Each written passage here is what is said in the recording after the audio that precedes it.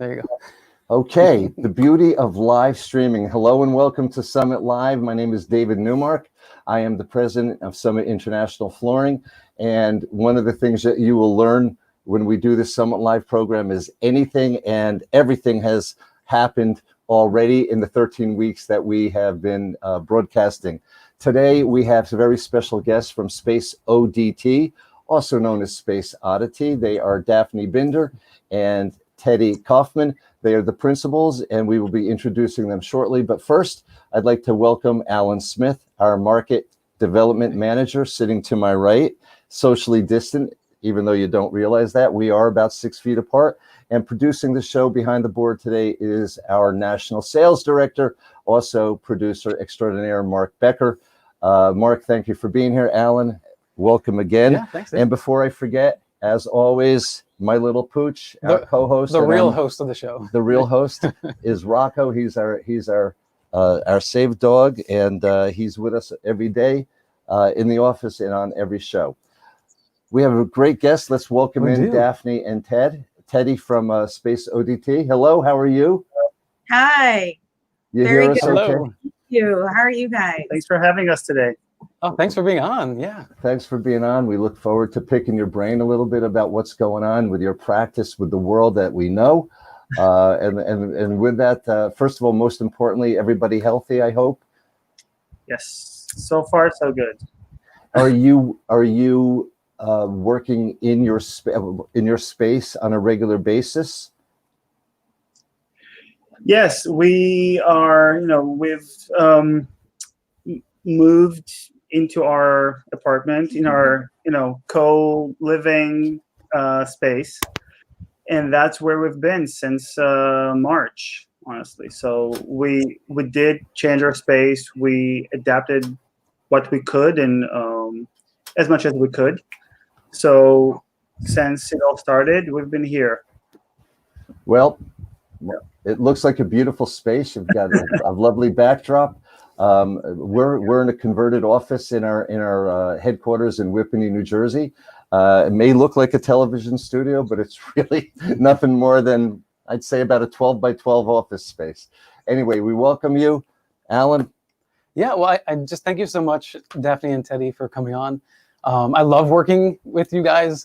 You're great with having an open dialogue, and you've always given me personally a lot of feedback on the projects that we've worked on. And I think, did we cross streams about like a year and a half ago, roughly, I think? Right.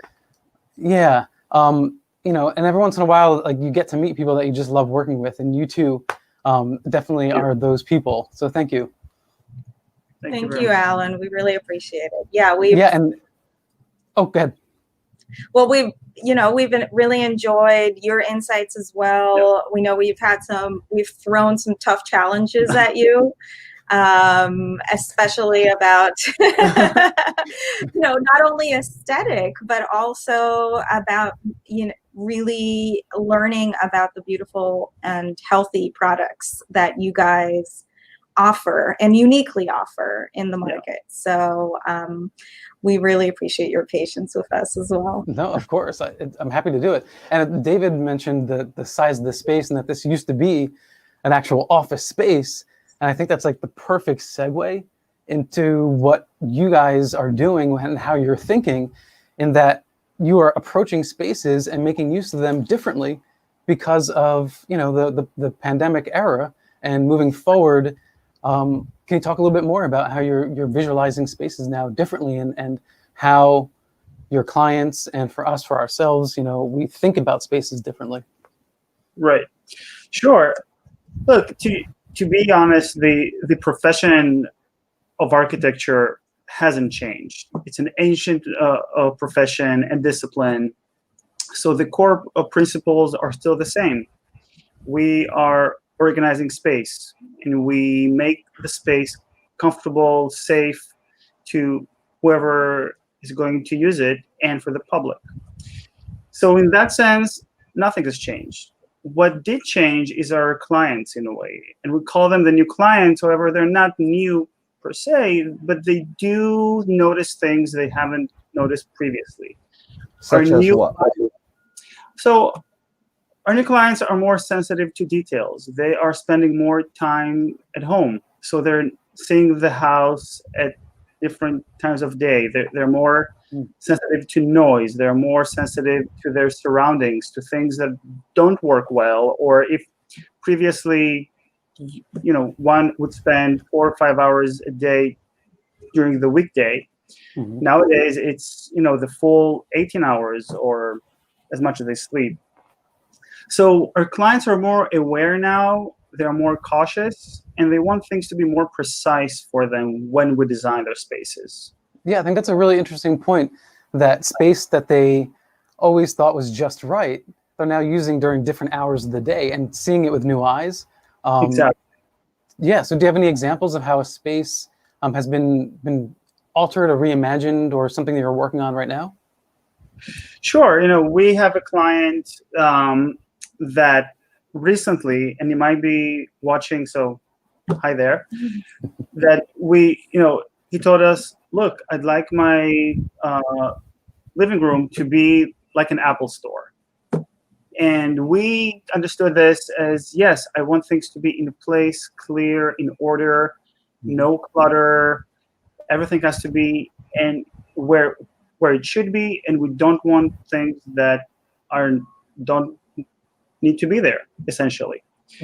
So people would say, right, but does this feel warm? Does this feel comfortable? So these are the tweaks and changes we're working with now, between the warmth of what some would interpret as clutter or more stuff, and the clean, slick look that others will say, you know what, this gives me order in life. I want that daily. Order also necessary to work, right? Right. Because we've all started working from home, and now those settings of intimacy and objects that we really enjoyed before are right in the way of that video conference we wanted to. Right. So actually, what we have up on the screen now is that kind of relationship, right? The warmth of the seating area where you would sit down and read a book or write out something, to essentially a minimized office space, a work from home office space that needs to that makes me think about, blending the work environment, the commercial space with the residential space. There's a little bit of yin and yang, a little bit of balancing act going on there at all the time. Yeah, I can attest to that from home. My desk has never been cleaner because I have 2 computers up there now that I'm working on back and forth. And, I was like, okay, clearing all this stuff out. Now, I need to tell you, on that particular note, I have 2 desks. I have one at home, neat as a pin, one about 30, 40 feet behind me. I don't know. It looks like a bomb went off. I seem to be able to work better with a little bit of clutter, and I'm not so sure I'll ever give that up. Yeah, I guess there's some comfort in clutter, right? Yeah. I have a question for you as well. Do you ever work at your dining table? Yeah, actually, on occasion, not lately, but I would say actually the first 4 months of the lockdown, I was at the dining table a lot, actually. Yeah. So there's that piece. The home does give us the opportunity to work at slightly different atmospheres, whether it's in the living room or the dining area, which have a different character to them. And this is something that not all offices allow. If it's because of the perception of the colleagues, or if it's because, this is your desk, this is where you are, and you don't move from there. So at home, we could do that more and have a more nuanced fine-tuning of the work environment that we're in. And that image that you just flashed on the screen, that's actually from a very public forward project that we're doing, an art gallery. And even before the pandemic, but definitely now, we were looking at giving different characteristics to the different spaces that you could work in. So this headquarters never was intended to have, an open plan where desks were all the same and seatings were all the same. It was very intentionally parceled out into different rooms, different offices. So what you're seeing on the left, for instance, is a workshop, but it has all the infrastructure for someone to come in with a laptop and work from there, and then go into the shared office space and work from there, and so on. So that is something that, as Teddy mentioned, nothing is really changing, but we're embracing more, giving those unique characteristics of places of work that you might actually have in your home, in the office or kind of public environment. And I'm sure we'll see more examples of that later. Are you finding in the commercial workspace, are you finding that more people want the open environment spaced, or they want to be a little bit just separated more in little, let's just call it little cubicles or little private spaces? The reason I ask that is that you hear about many offices that are shrinking and people not using it, but yet we have a law firm customer that is looking to expand their footprint right now, because they feel that working together is very important. So in a rare situation, they're looking to grow their square footage needs. So, again, there's a little bit of, there's two sides to every story. There's an argument there. What are you finding on your end? So we are finding most definitely that a lot of commercial spaces and public spaces are reassessing their size needs, as you say. I think the open plan, which we talked a little bit about before, this idea that everybody has the same desk, was very space efficient, very equitable, even if it had cubicles, which are, this height partitions and so on. I think that's not the major concern right now, definitely because of the pandemic, because of how air circulates through the space. There are a lot of very justifiable fears about having everyone in the same space. And so that definitely does go to this idea of creating different spaces on the floor for people to work, creating or allowing for flexible furniture and infrastructure for that to happen. Now, flexible could mean movable, right? A lot of times our mind goes to that, but it could also mean just let's look at the scheduling. Let's really look at the needs of the conference room, for instance. Is it strictly going to be a conference room for the rest of the day, or can it turn into an office at some point that would allow someone to socially distance when they come in? I think those kinds of changes go hand in hand with the changes in the possible changes in our work schedules in the future. So again, as designers, we're really only reacting and working with our clients to achieve what they want. If they no longer tell us we don't need a 9 to 5, 9 to 6 schedule, we're going to have people come in at different times of day, different days, we're going to design with that for sure. For a lot of the commercial clients, there is the uncertainty of the market is still there, and it's quite, it's present and influencing every step of the way. Some clients don't know if they need to go back to an office and then accommodate 6 feet apart from one person to the other, or if they should scale down and say, if anyway half of our staff is working from home, why should we pay all that rent for all the space? We could just, take half a space and use that, or divide what we have already and share it with someone else. So with the commercial work and the public work, there's still, again, uncertainty, and in these cases, we really have to calibrate and play it by ear based on what we assess the needs are. The fundamentals are, again, they're still the same in the sense that we try to keep our spaces as flexible and adaptable as possible for whatever comes. I do have a question too. Based on the world in which we live in and for the foreseeable future. Yeah. Are colors, are your palettes changing? Are you bringing in, I would assume you're trying to bring in more natural light.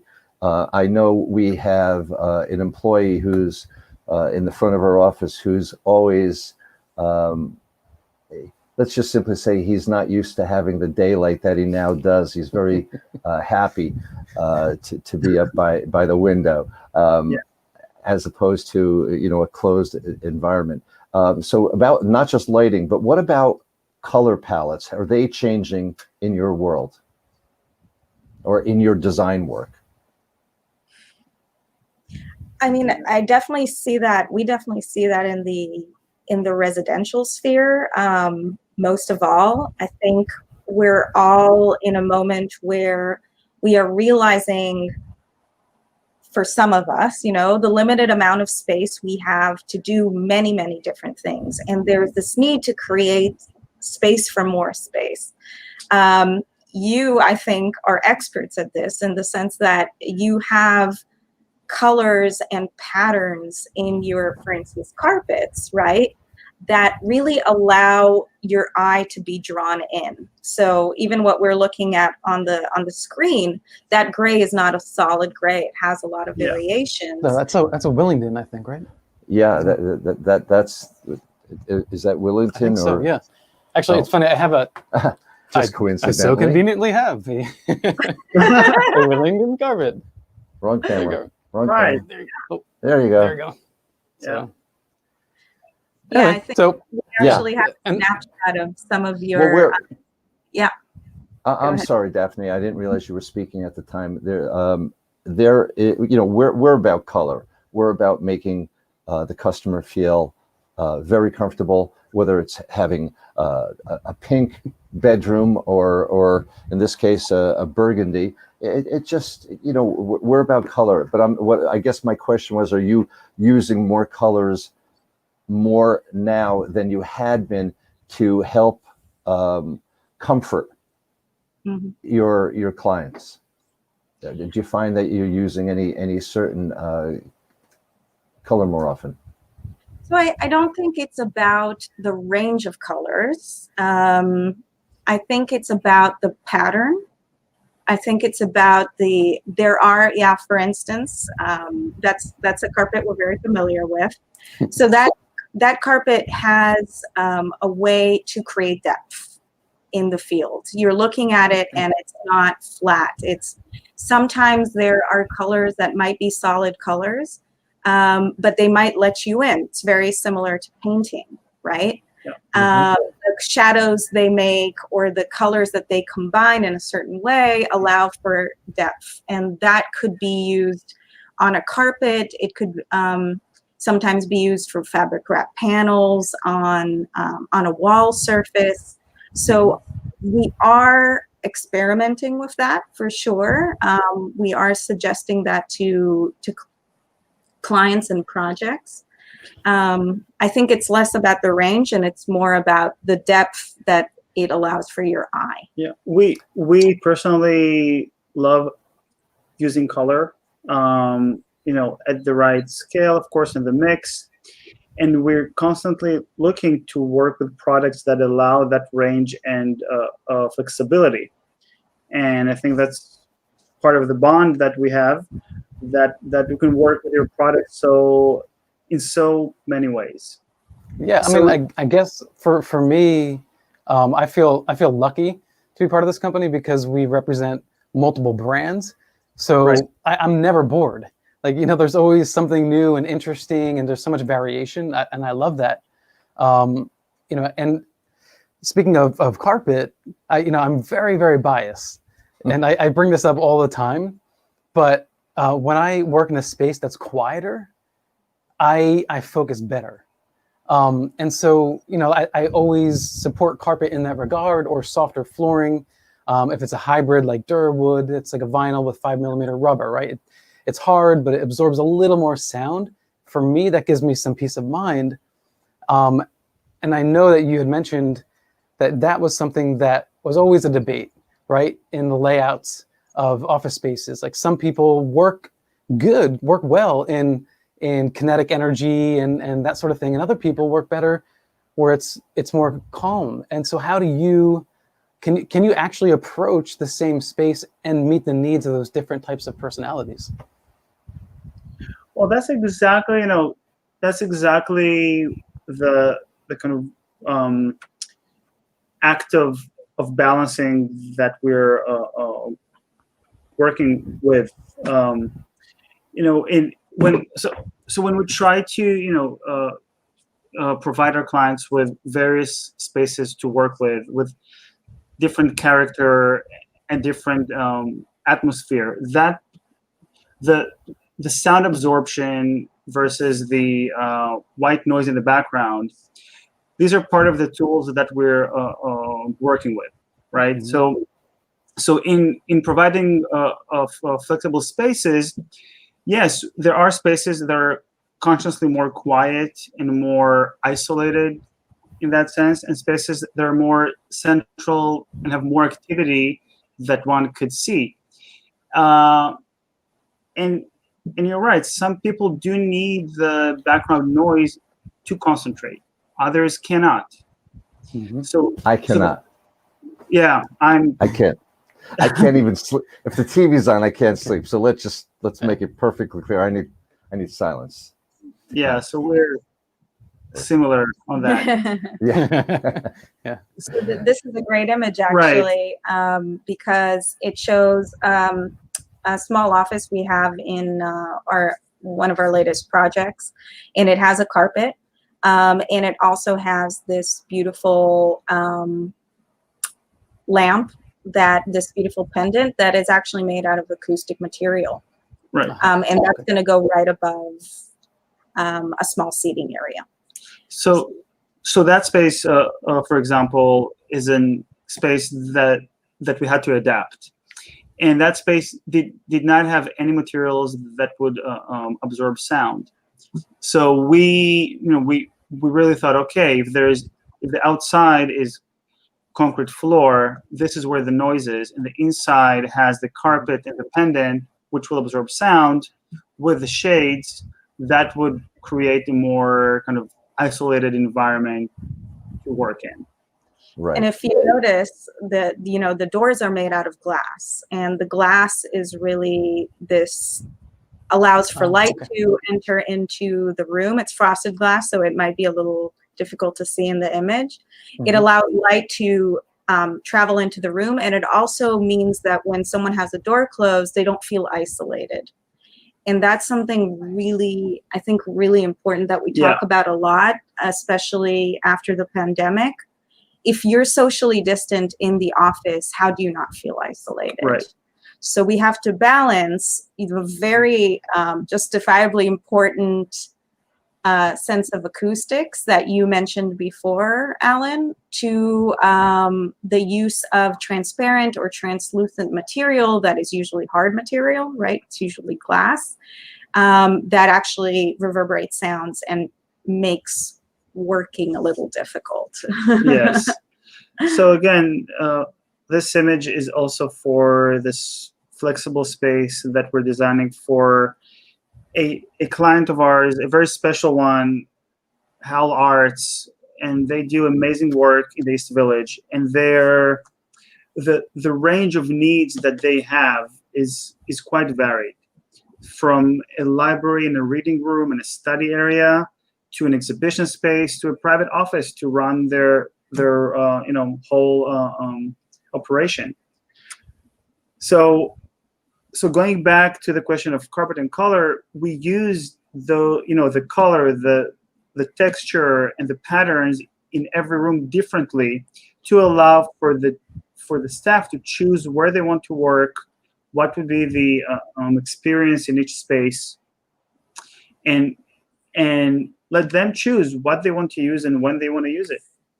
As a team, do you guys get excited about any particular kinds of jobs or spaces that you get to work on? Everyone. Yeah. No, we find that we just draw a lot of inspiration from every client and their world, so to speak. So I think both of us don't really approach a project with, this is how we design, these are the products we like. Right. You know, of course, we'll always go to Summit Flooring. Every project for Yeah. us is different. We do not kind of impose our preconceived ideas on the project. On the contrary, we work with our clients. So yes, you know, every project is its own world. It's new, it's exciting. Of course, to do a space, you know, a multi-use space, which is both a gallery and a library and a reading room and a conference room and a workshop room and all of those, it's challenging and it's fascinating. But at the same time, designing a kitchen that should function perfectly and should look great and be comfortable, that's also a challenge, which we're up for. Well, it seems to me that you both love very much what you do. I have a question for you. Yeah. If you weren't architects, what would you be? Didn't expect that question now, did That's a you? good question. See, I know what I would be. I would be What's that? a veterinarian. Yeah. I am, you know, it's my passion, along with trying to hit a golf ball. But that's what I would be if I wasn't in this this business. Yeah. If you weren't an architect, if you weren't architects, what would you be? I'll answer would you- myself, please. I was going to answer for you. So please do. So go ahead. Go ahead. You know, we had and an education of an architect is quite long. In our case, it was even longer. So we had quite a bit of time to think about that. And the answer was always an architect. Yes, we love other fields. We could do many other things which we would have enjoyed for sure. But in the end of the day, we feel that this profession has such a broad arc of topics that you touch upon, and you're in a way organizes the spaces that people are living in. And you know, if that's our contribution to the world, we would like to do that as much as we can. Yeah, I guess you're right. It's like you get social engineering, you have arts, you have history, you have science, you have math. It's like all wrapped up in this field. Right. So in a way, we chose not to choose. If that makes sense. That's such a cop-out. Exactly. But a good one. Well, listen, we'd like to thank you for your time. We'd like to thank you for being guests on our show. We're into this for 13 weeks now. It's really hard to believe because time really is flying. We're making amazing. The most of what we can do in the pandemic to introduce ourselves and our customers to the world. I thank you both for being on, and we're going to wish you safety and health from here forward, and we'll be in touch with you, we hope, very soon. Thank you very much for having us. This was a pleasure. Yeah. Do you have any last minute words you'd like to leave us with? Anything before we say so long to our audience? Well, I would say to everybody watching this, also stay safe. Definitely think about your home. Think about things to make it more comfortable for you, and your offices as well. And reach out to Summit Flooring or to us for any help with that. Yeah. Please reach out to SpaceODT. Yes. Thank you for that little plug. Yeah, we appreciate that. And if anyone who's watching, if you are looking for designer architects, SpaceODT, please go check them out. So. Absolutely, SpaceODT. Okay, thanks guys. Take care. Thanks. Bye. Bye. Well, thank you, Daphne and Ted. You're great guests. We appreciate it very much. We'd like to thank you, our audience, for tuning in on our website, LinkedIn, YouTube, Facebook, and soon to be Instagram TV. If we're not already on, I'm not even sure, but if we certainly are working towards that. Next week, we're going to have something different still. We're going to have Alan Smith, myself, and Mark Becker. All three of us are going to be on discussing the customization of floor coverings. What is possible with all different types of floor coverings, and how to make your own space your own. So tune in next week, 2 p.m. Eastern, 11 a.m. Central. You can always reach us if you have any topics you'd like to discuss at 1-877-496-3566. That's our toll-free number. I'll say it again, 877-496-3566, or email us at info@summit-flooring.com. We look forward to seeing you. We look forward to hearing any requests. Alan Smith, thank you very much. Mark Becker behind the board, thank you very much. Everybody stay safe and healthy, and we see you all next week.